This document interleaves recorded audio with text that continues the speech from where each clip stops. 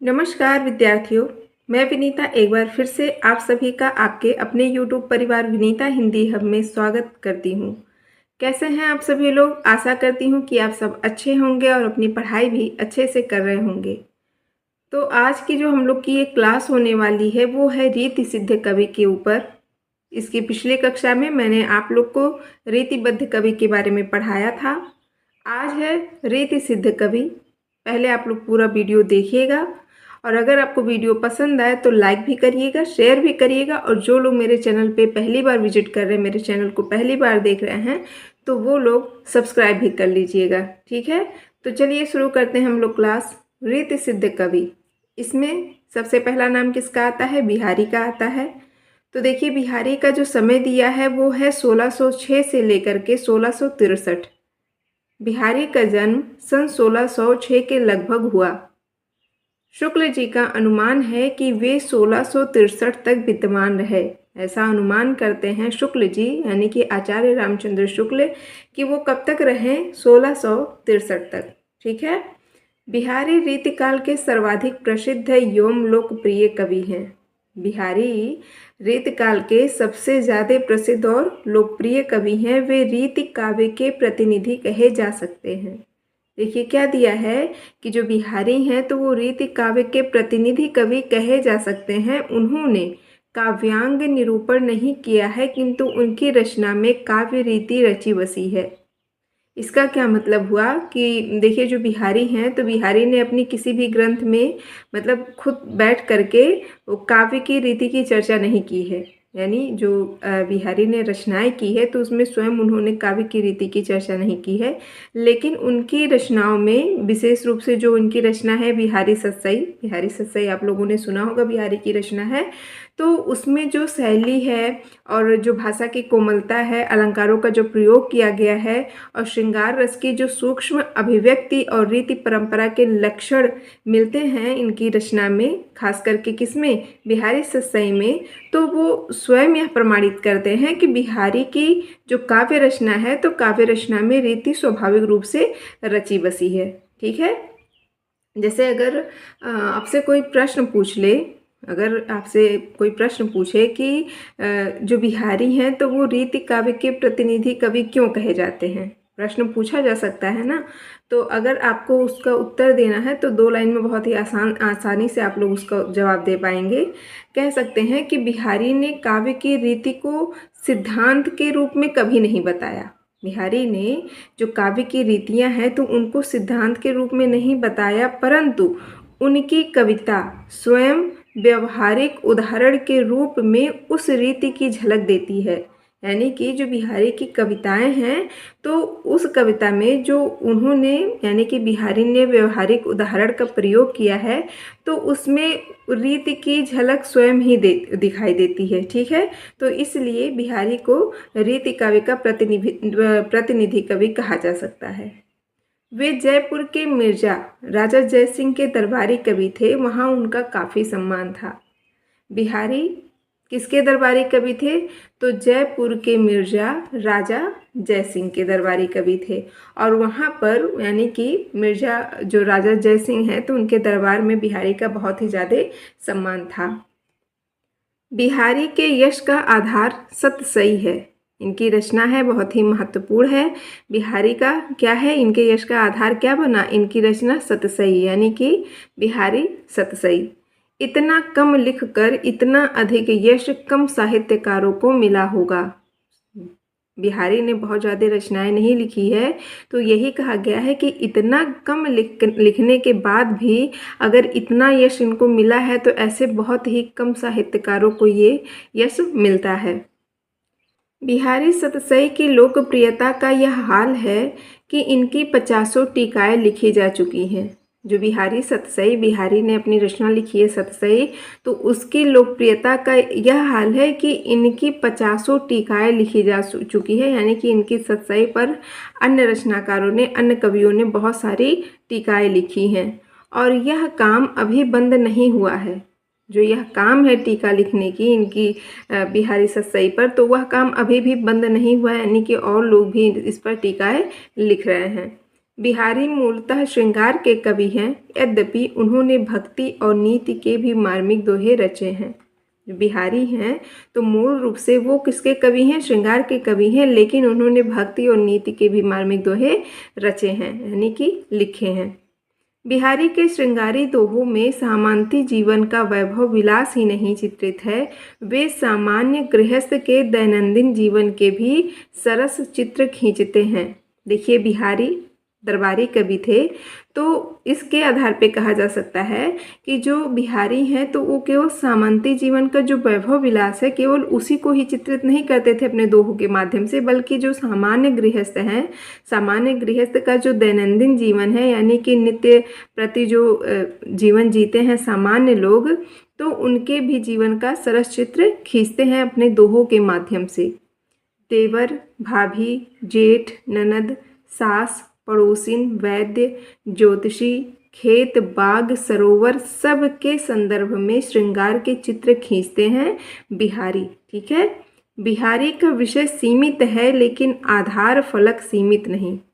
देखिए क्या दिया है कि जो बिहारी का विषय है वो सीमित है लेकिन उनका आधार फलक सीमित नहीं है। तो इसका क्या मतलब हो गया कि देखिए, जो बिहारी हैं तो बिहारी दास का भी आपने पढ़ा कि इनका जो विषय है वो सीमित है। विषय सीमित क्यों है?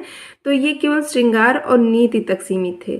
इनका जो विषय है बिहारी का तो केवल श्रृंगार और नीति तक ही सीमित है, लेकिन उनकी जो कला प्रतिभा है, बिहारी की जो कला प्रतिभा है, भाषा की चतुरता है, अलंकार योजना है और उनका जो भावबोध के कारण उनकी जो रचना का आधार फलक मतलब सीमित न रह करके बहुत ही ज़्यादा विशाल और शाश्वत हो चुका है।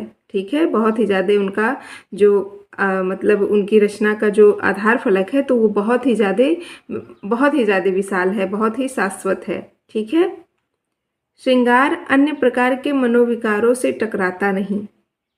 श्रृंगार जो है वो अन्य प्रकार के जो मनोविकार होते हैं तो उनसे नहीं टकराता है, इसीलिए संकीर्ण लगता है। बिहारी बहुज्ञ थे। बहुज्ञ का क्या मतलब हो गया कि बिहारी बहुत ही ज़्यादा ज्ञानी थे, वो बहुत ही ज़्यादा जानते थे। उन्होंने अपनी विस्तृत जानकारी का उपयोग अपनी रचनाओं में किया है। एकाध दोहों में उन्होंने सामंतों को ठीक मार्ग पर चलने या नीति के पालन का उपदेश भी दिया है। सामंतों को सही रास्ते पर चलने और नीति के पालन का उपदेश भी बिहारी ने अपने दोहों के माध्यम से दिया है। बिहारी अनुभवों के विधान से भाव की व्यंजना में निपुण हैं, यह उनका प्रिय कौशल है। बिहारी का प्रिय कौशल कौन सा है? तो वे अपनी अनुभवों के विधान से भाव की व्यंजना में निपुण है, यानी कि जो बिहारी हैं तो वे अपने निजी अनुभव जो उनके थे और लोक जीवन की जो सूक्ष्म स्थितियाँ और मानवीय संबंधों की गहरी समझ के आधार पर बहुत ही संक्षिप्त रूपों से वो भाव को प्रकट करते थे। ठीक है, अपनी रचनाओं में मतलब ये बिहारी का बहुत ही प्रिय कौशल था। ठीक है, वो अपने अनुभव के द्वारा मतलब जो मानवीय संबंध था और जो सामाजिक जीवन का यानी कि लोक जीवन का जो सूक्ष्म स्थिति थी तो उन सब मतलब इन सबको बहुत ही गहरी समझ के आधार पर बहुत ही संक्षिप्त रूप में वो इन भावों को क्या करते थे, अपनी रचनाओं के माध्यम से प्रकट करते थे। इसके लिए वे नायक नायिकाओं की चेष्टाओं का वर्णन निहायत सधे ढंग से करते हैं। इस बहुचर्चित दोहे में उनकी यह निपुणता देखी जा सकती है। देखिए, जो नायक नायिकाओं की चेष्टाएं यानी चेष्टाओं का क्या मतलब हो गया कि जैसे भाव भंगिमाएँ होती हैं, जैसे आँखों से किसी चीज़ का इशारा करना या भावों से, तो इन्हीं सबको क्या बोला जाता है? चेष्टाएं बोली जाती है। अक्सर करके नायक नायिका मतलब इन्हीं चेष्टाओं के द्वारा बात करते हैं। तो इस बहुचर्चित दोहे में उनकी यह निपुणता देखी जा सकती है। बहुचर्चित यहाँ तो वाकई में बहुत ही ज़्यादा चर्चित ये है, आप सब लोगों ने पढ़ा होगा।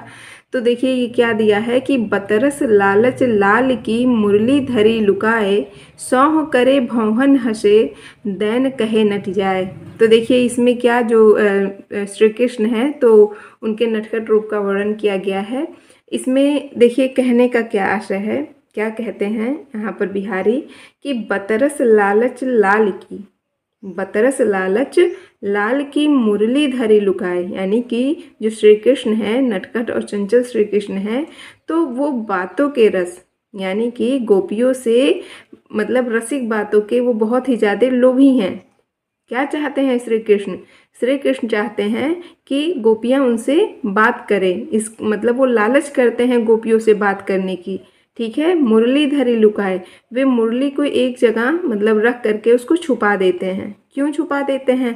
ताकि जो गोपियाँ हैं तो गोपियों का ध्यान मुरली पे ना जाए बल्कि वो उनसे बातें करें। ठीक है, देखिए क्या है कि जो गोपियां हैं तो गोपियां चाहती हैं क्या हर वक्त कि श्री कृष्ण अपनी मुरली बजाएं और वो उन्हें बैठ करके सुने, लेकिन श्री कृष्ण क्या चाहते हैं? वो चाहते हैं कि गोपियां उनसे बात करें, ना कि उनकी मुरली सुने। ठीक है, तो उसी लालच में वो क्या करते हैं कि वो अपनी मुरली को छुपा देते हैं और बहुत ही भोलेपन से वो अब मतलब गोपियों से कसम खा करके कहते हैं कि मैंने मुरली बजाई ही नहीं। ठीक है, तो यहाँ क्या दिया है कि सौह करे भौहन हंसे दैन कहे नट जाए, नट जाई।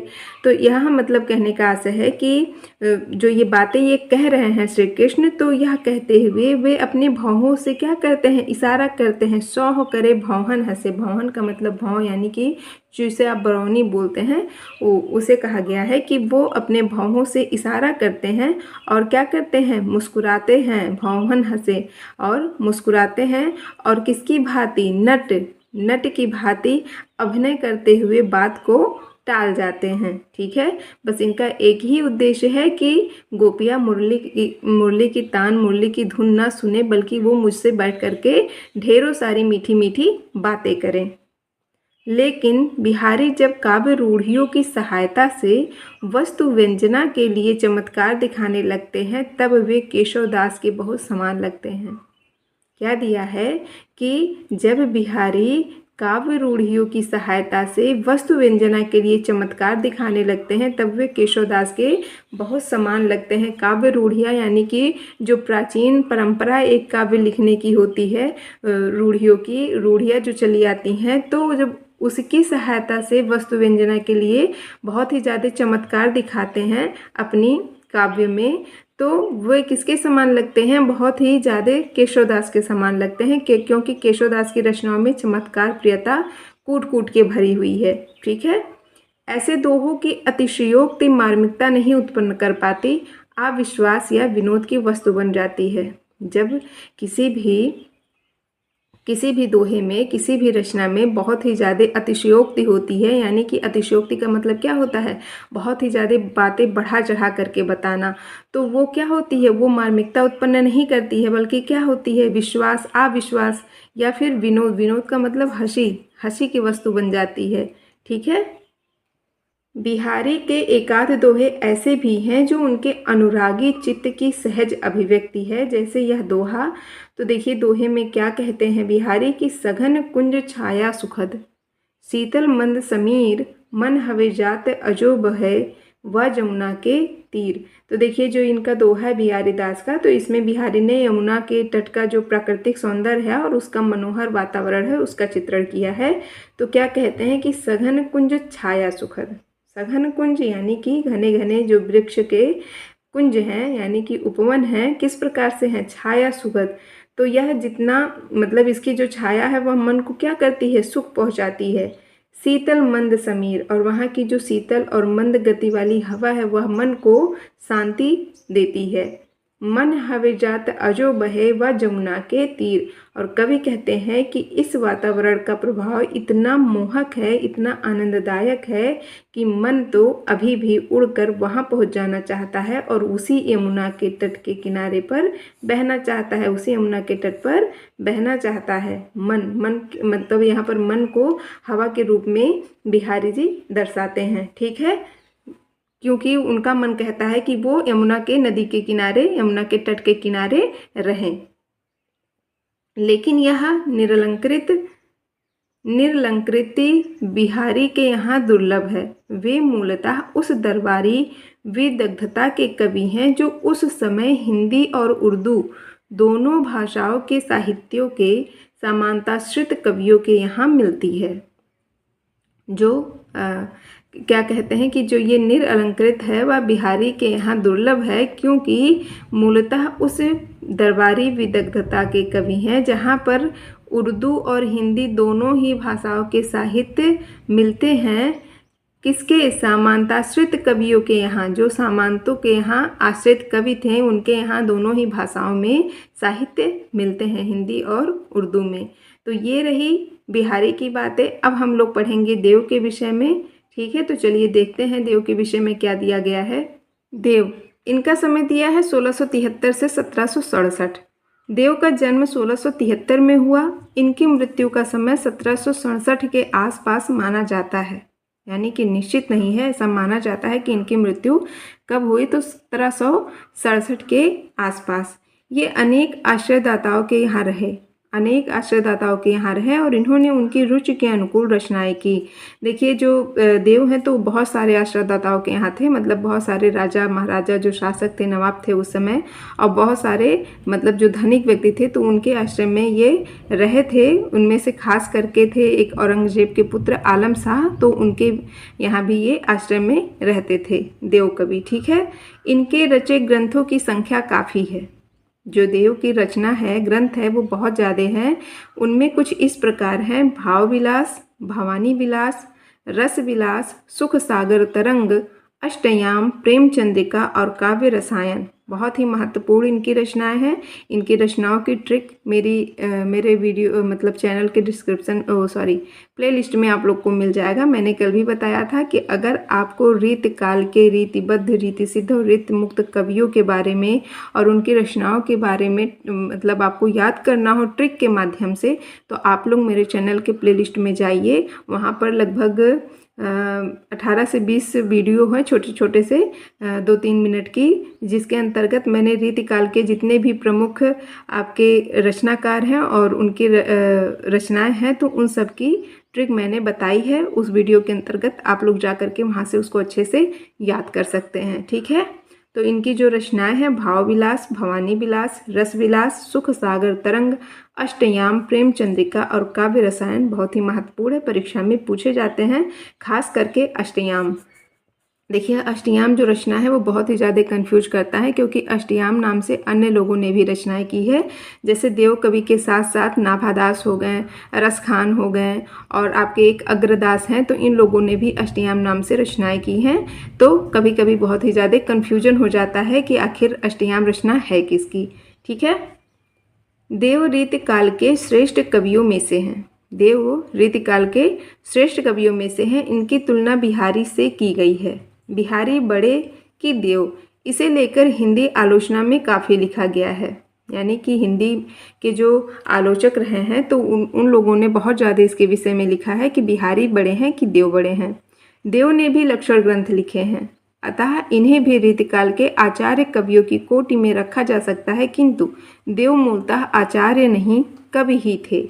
यानी कि इनके विषय में कहा गया है कि देव ने भी लक्षण ग्रंथ लिखे हैं तो उन्हें रीतिकाल के आचार्य कवियों की कोटि में रखा जा सकता है, लेकिन मूल रूप से अगर देखा जाए तो ये आचार्य नहीं थे बल्कि क्या हैं, कवि थे। ठीक है, देव में मौलिक रचनाकार की प्रतिभा और सहृदयता प्रचुर मात्रा में थी। लोकप्रियता की दृष्टि से वे बिहारी से बहुत पीछे नहीं हैं। ठीक है, अगर लोकप्रियता की दृष्टि से देखा जाए तो देव बिहारी से पीछे नहीं है। देव की जो काव्य भूमि रही है वह बिहारी से कहीं अधिक व्यापक है।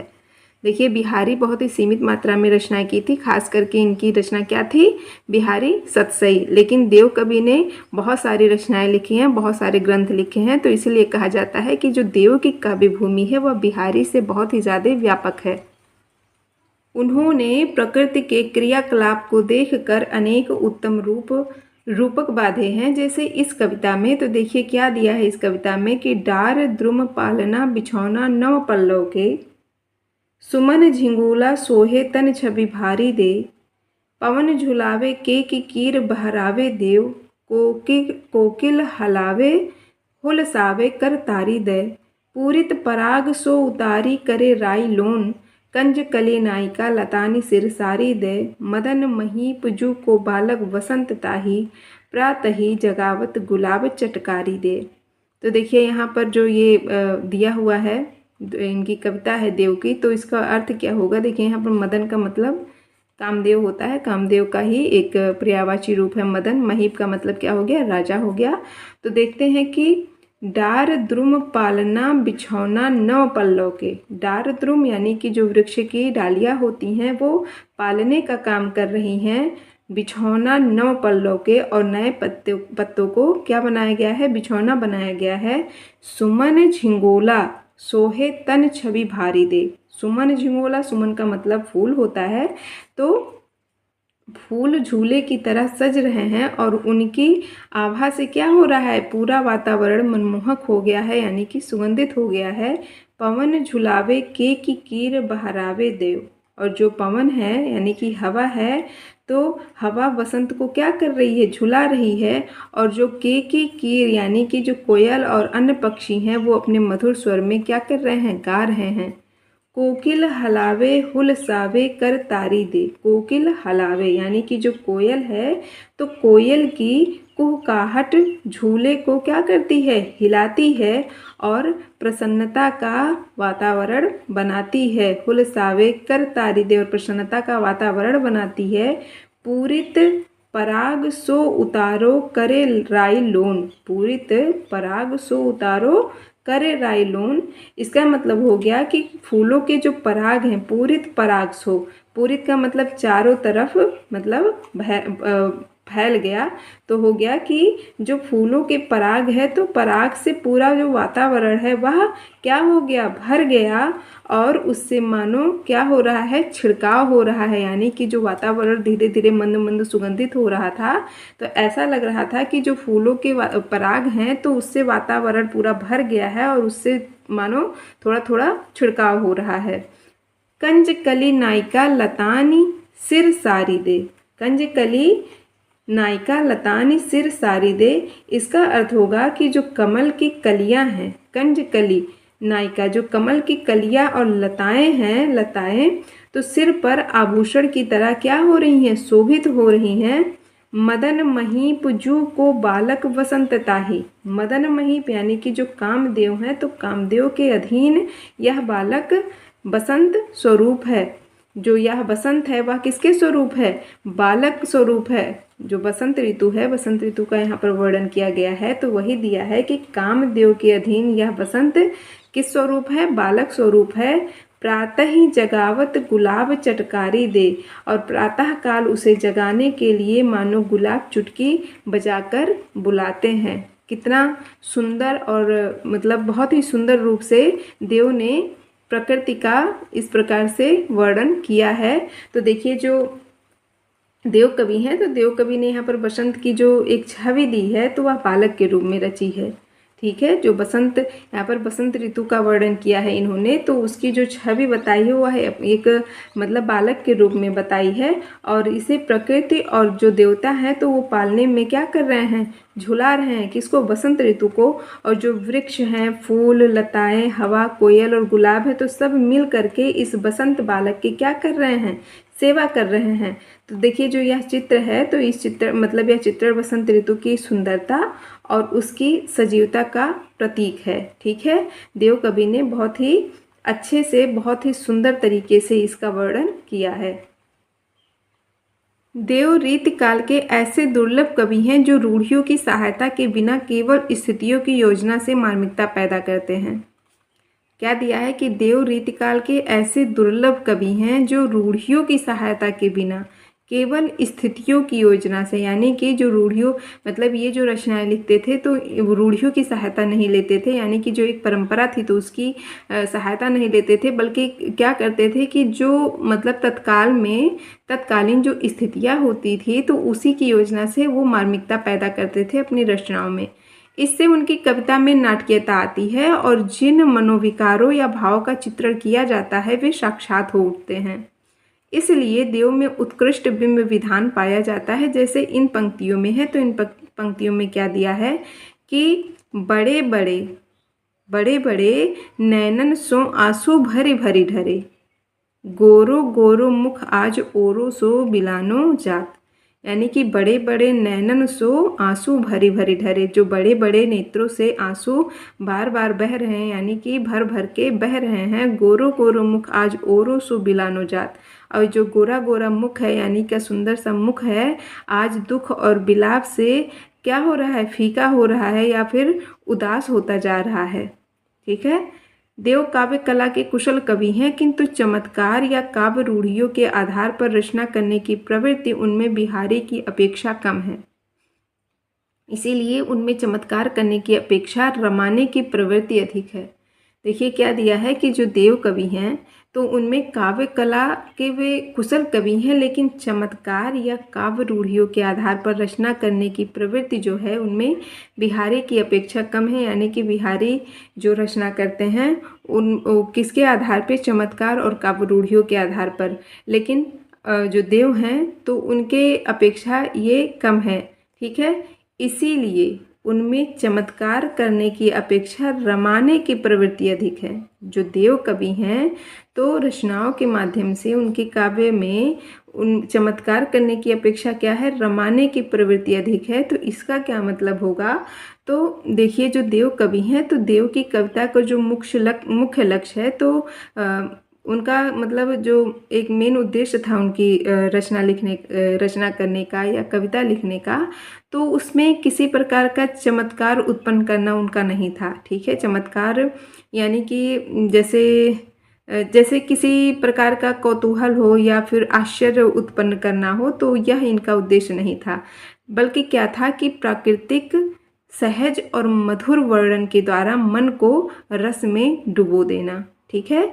उनके हृदय में रस भाव जगाना। जो आपके मतलब पाठक होते हैं, श्रोता होते हैं, तो उनके हृदय में रस भाव को जागृत करना, यानी कि अपनी कविताओं के माध्यम से लोगों को आनंदित करना, उसी को रमाने की प्रवृत्ति बोला जाता है। तो आई होप, मुझे मतलब उम्मीद है, विश्वास है इस बात का कि आपको ये जो मैंने क्लास आज ली बिहारी और देव पर, तो वो आपके समझ में आई होगी और आपको अच्छा भी लगा होगा और आपकी परीक्षा की दृष्टि से उपयोगी भी सिद्ध होगा। तो ये क्लास आप लोग को कैसी लगी तो कमेंट बॉक्स में मुझे ज़रूर बताइएगा। आज की इस क्लास में बस इतना ही। कल हम लोग चर्चा करेंगे अन्य कवियों पर, जैसे कि भूषण वगैरह हो गए, तो उन पर देखेंगे उनके विषय में क्या दिया हुआ है। आप लोग को क्लास कैसी लगी तो प्लीज़ कमेंट बॉक्स में ज़रूर बताइएगा और अपना सपोर्ट कीजिए मुझे। ज़्यादा से ज़्यादा लोगों को शेयर करिए और लाइक ज़रूर करिएगा मेरी वीडियो को। और अगर जो लोग मेरे चैनल पे नया हैं, मेरी पूरी वीडियो को देखें, अगर उन्हें पसंद आया हो तो प्लीज़ मेरे चैनल को सब्सक्राइब ज़रूर कर लीजिएगा। ठीक है। तो मुझे आज्ञा दीजिए, अब मिलते हैं कल की क्लास में। तब तक के लिए धन्यवाद।